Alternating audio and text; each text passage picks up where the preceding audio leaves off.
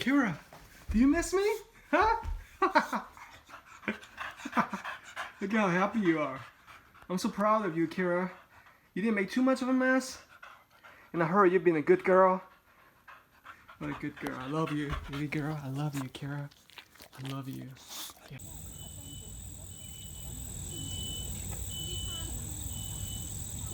Do you own any pets? And also the Bissell Pet Hair Eraser Handheld Vacuum? Well, let me introduce to you the KeeTidy Wind Ear. Make your housework more efficient.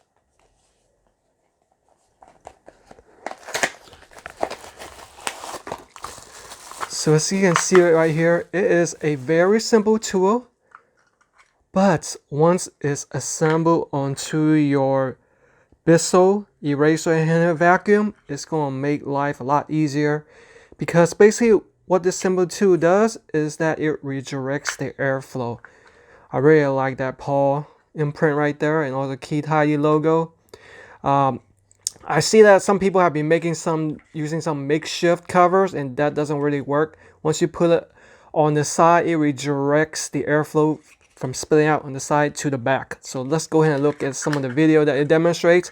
This is a very simple tool, but also very effective.